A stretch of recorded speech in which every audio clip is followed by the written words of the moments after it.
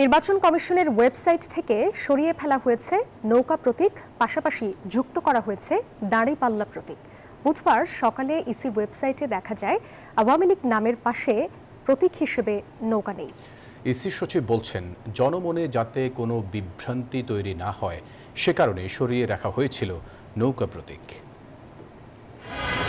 12 মে আওয়ামী লীগ ও এর অঙ্গ সংগঠনের সব ধরনের কার্যক্রমকে নিষিদ্ধ করে প্রজ্ঞাপন জারি করে অন্তর্বর্তী সরকার। এরপর নির্বাচন কমিশন থেকেও দলটির নিবন্ধন স্থগিত করা হয়।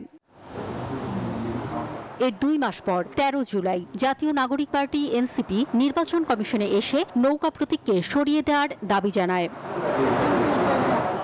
এর 2 দিন পর মঙ্গলবার 15 জুলাই রাতে স্থানীয় সরকার উপদেষ্টা আসিফ মাহমুদ সজীব ভুঁইয়া নিজের ভেরিফাইড পেজে দেয়া এক পোস্টে নির্বাচন কমিশনের কাছে প্রশ্ন করেন, কেন নৌকাকে এখনও শিডিউলভুক্ত রাখা হয়েছে।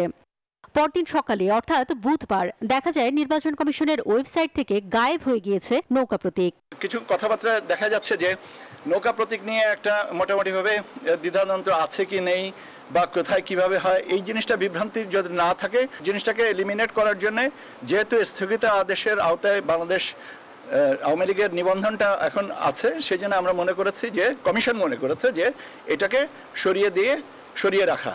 এদিকে জামায়াতে ইসলামীর নিবন্ধন ও দাঁড়িপাল্লা প্রতীক দিয়ে 24 জুন প্রজ্ঞাপন জারি করে নির্বাচন কমিশন, কিন্তু 22 দিনেও ওয়েবসাইটে যুক্ত হয়নি দাঁড়িপাল্লা প্রতীক। বুধবার সকালেই নির্বাচন কমিশন ওয়েবসাইটে যুক্ত করে দাঁড়িপাল্লা। সত্যি কথা বলতে গিয়ে এটা হয়তো আমারই ওভারসাইট বা আমাদের যে এটা গেজেটটাকে আপলোড করা হয়েছে, কিন্তু গেজেটের ধারাবাহিকতায় ওই জায়গাটাতে এই সাপ্লিমেন্টারি ইনফরমেশনটুকু দেওয়া উচিত ছিল, সেটা দেওয়া ছিল না, সেটাও আমরা ঠিক করে দিয়েছি।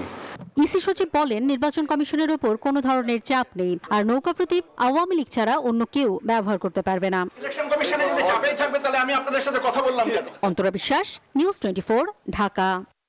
বান্ডেল থাকলে প্রতি সেনমানিতে টাকা বাঁচবে। বিকাশ সেনমানি বান্ডেল কিনে জিতুন প্রতি লেনদেনে।